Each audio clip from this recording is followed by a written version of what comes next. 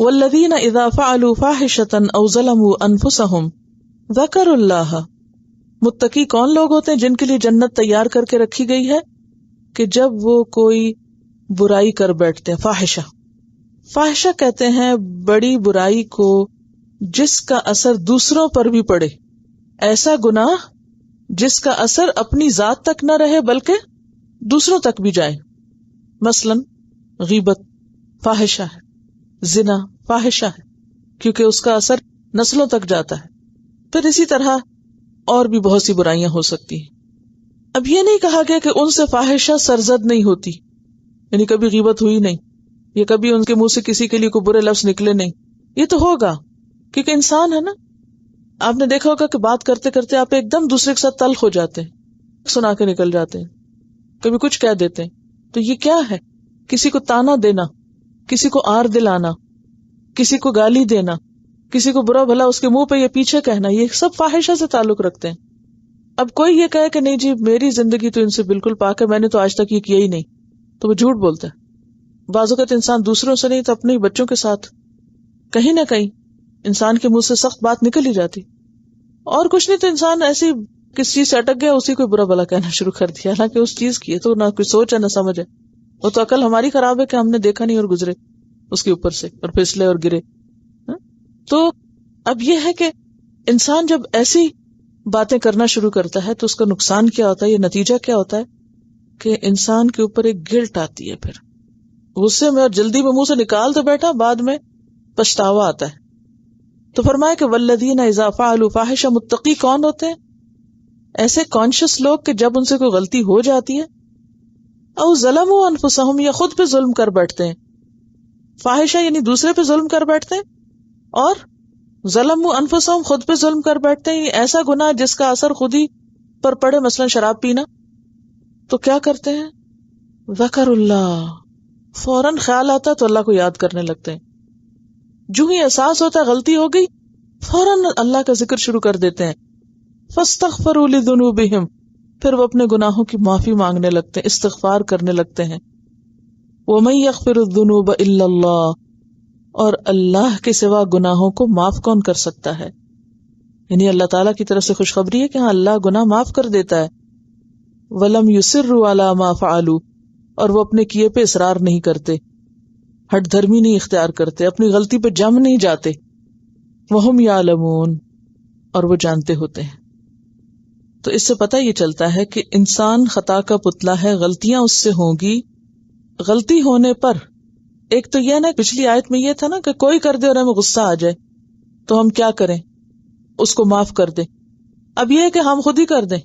یعنی ان دو آیتوں میں فرق کیا ہے؟ پچھلی آیت میں کسی کی غلطی جس سے ہمیں غصہ آئے، اور اس آیت میں ہماری غلطی چاہے وہ کسی کے ساتھ ہو یا اپنی جان پہ ظلم ہو، تو ایسی صورت میں پھر ہم کیا کریں؟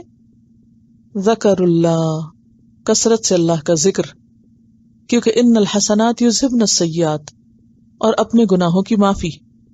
آپ صلی اللہ علیہ وسلم نے فرمایا جو شخص مجھ جیسا وضو کرے، یعنی پورا طریقے سے سنت کے مطابق، پھر 2 رکعت نماز ادا کرے جس میں اپنے دل سے باتیں نہ کرے، یعنی توجہ سے نماز پڑھے.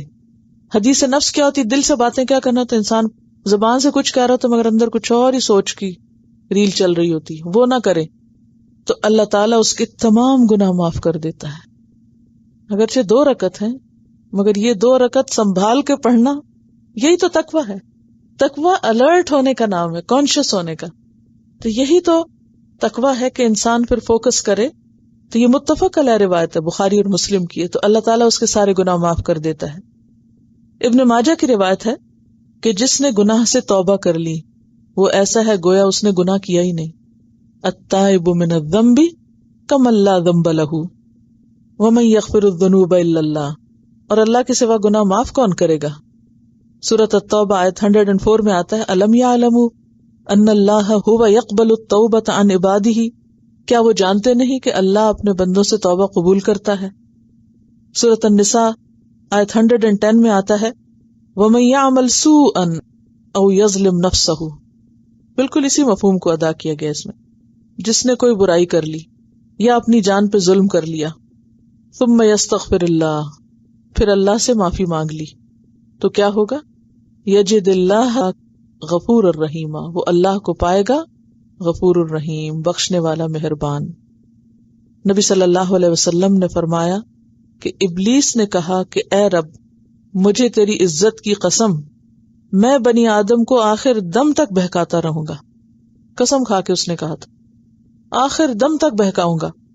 اللہ تعالیٰ نے فرمایا مجھے بھی اپنے جلال اور عزت کی قسم، جب تک وہ مجھ سے بخشش مانگتے رہیں گے میں بھی انہیں بخشتا رہوں گا۔ یعنی ابلیس بھٹکاتا رہے گا اور اللہ تعالیٰ بخشتے رہیں گے، بس شرط یہ ہے کہ بخشش سچے دل سے مانگ لی جائے اور گناہوں پر اصرار نہ کرے، گناہوں پر جمے نہیں انسان۔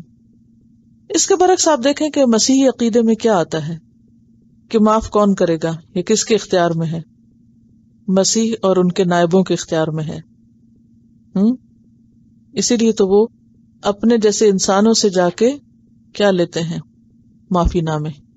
یوحنا میں ہے جس طرح باپ نے مجھے بھیجا ہے میں تمہیں بھیجتا ہوں، اور یہ کہہ کر ان پر پھونکا اور ان سے کہا کہ روح القدس کو لو، جن کے گناہ تم بخشو ان کے بخشے گئے، اور جن کے گناہ تم قائم رکھو ان کے گناہ قائم رکھے گئے۔